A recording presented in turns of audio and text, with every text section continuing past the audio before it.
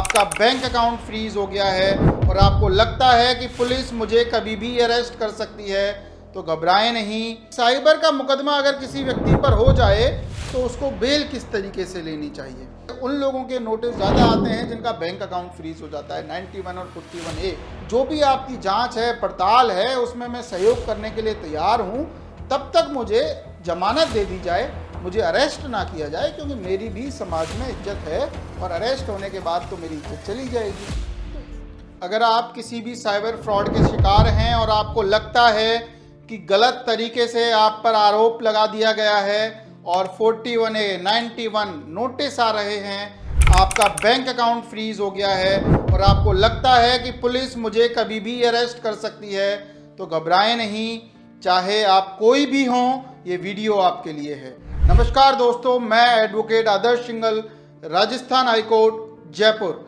आज हम बात करेंगे कि साइबर का मुकदमा अगर किसी व्यक्ति पर हो जाए तो उसको बेल किस तरीके से लेनी चाहिए और क्या क्या सेक्शंस इसमें लगाए जा सकते हैं, कितनी समस्याएं हो सकती हैं और आखिर जेल कितनी हो सकती है, क्या वो आजीवन जेल में रह सकता है क्या। तो दोस्तों, वीडियो शुरू करने से पहले हमारी रिक्वेस्ट ये रहेगी कि आप इसको लाइक, शेयर, सब्सक्राइब जो भी आप करना चाहें करें, क्योंकि आप हमें मोटिवेट करते हैं और आपका प्यार ही हमें ऊर्जा देता है। ये बात इसलिए भी ज़रूरी है क्योंकि आप अगर ये काम करते हैं तो अपडेट हम डेली आपको दे पाएंगे। तो वीडियो शुरू करने से पहले हम सबसे बड़ा मुद्दा उठाते हैं कि अगर आप पर कोई भी नोटिस आए, जैसे उन लोगों के नोटिस ज़्यादा आते हैं जिनका बैंक अकाउंट फ्रीज हो जाता है। 91 और 41A 41A नोटिस का मतलब होता है कि आप पर आरोप है कि आपने कोई भी साइबर क्राइम किया। पुलिस ऑफिशियल्स और साइबर सेल आपको बुलाती है कि आप आइए और हमारी इन्वेस्टिगेशन में सपोर्ट करिए। अगर आप हमारी इन्वेस्टिगेशन में सपोर्ट करते हैं तो हम आपको अरेस्ट नहीं करेंगे, अन्यथा हम आपको अरेस्ट कर लेंगे। अगर उसका टाइम पीरियड निकल गया है तो you can move anticipatory bail, that is अग्रिम जमानत, और द क्वेश्चन ऑफ FIR और द क्वेश्चन ऑफ कंप्लेंट। मतलब ये कि भाई साहब, मैंने कोई साइबर क्राइम नहीं किया, मैं कोई क्रिमिनल नहीं हूं, जो भी आपकी जांच है, पड़ताल है, उसमें मैं सहयोग करने के लिए तैयार हूं। तब तक मुझे जमानत दे दी जाए, मुझे अरेस्ट ना किया जाए, क्योंकि मेरी भी समाज में इज्जत है और अरेस्ट होने के बाद तो मेरी इज्जत चली जाएगी। तो इसलिए FIR, क्वेश्चन और एंटीसिपेटरी बेल दोनों में ही आप ये प्रे करते हैं। तो अग्रिम जमानत के लिए आप मूव कर सकते हैं।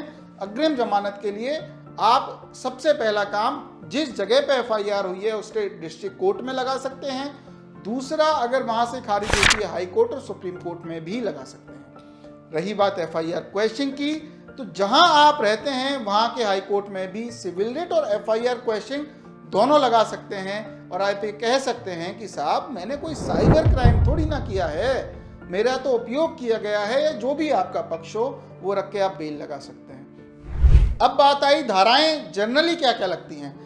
4 धाराओं का उपयोग ये लोग करते हैं: 406, 420, 66C, 66D of IT act, 420, 406 IPC। नए कानूनों में 318 सब क्लॉज 3 हो गई है। वो मैक्सिमम पनिशमेंट 7 साल की है, मिनिमम पनिशमेंट 3 साल की है।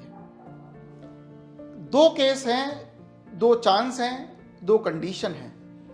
या तो ये FIR आपके पास हुई है, आपके ऊपर हुई है और आप अरेस्ट हो गए हैं, तो सिर्फ 2 ही कंडीशन है, बिफोर चालान और आफ्टर चालान। बिफोर चालान का मतलब ये कि आप अगर आप अरेस्ट हो गए हैं तो कोर्ट को लगता है कि आपने बहुत बड़ा कोई भी क्राइम नहीं किया, तो आपकी बेल आसानी से हो जाएगी।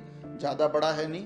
रीज़न, क्योंकि डिजिटल एविडेंस को साबित करना बहुत कठिन काम है, तो आसानी से इन सेक्शनों में अगर FIR हुई है, ज़्यादा बड़ा अमाउंट का एलिगेशन नहीं है, तो आपकी बेल हो जाएगी। दूसरी बात, अगर 60 दिन में बेल नहीं हुई तो आपकी बेल आफ्टर चालान हो जाएगी। आफ्टर चालान बेल होने का ग्राउंड सिर्फ और सिर्फ ये है कि आपने साइबर क्राइम किया है या नहीं किया, ये फैसला तो जज साहब ही करेंगे। साहब, पुलिस का काम तो सिर्फ इन्वेस्टिगेट करना है। इन्वेस्टिगेशन एजेंसी हैं, वो इन्वेस्टिगेशन रिपोर्ट बनाती हैं। इन्वेस्टिगेशन रिपोर्ट जब कोर्ट में पेश की जाती है उसको चालान और चार्जशीट कहा जाता है, और जब बेल का आर्ग्यूमेंट आपका कोर्ट में होता है तो सबसे पहला काम वकील साहब ये करते हैं और ये कहते हैं कि साहब जो जांच पड़ताल आपने मेरे खिलाफ की वो जांच और पड़ताल पूरी हो गई है, अब मुझे जेल में रखने का क्या औचित्य, क्योंकि मैं अपराधी तो हूं ही नहीं।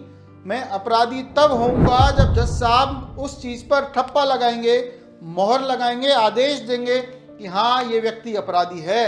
जब मैं अपराधी ही नहीं हूं तो मुझे जेल में रखने का क्या औचित्य।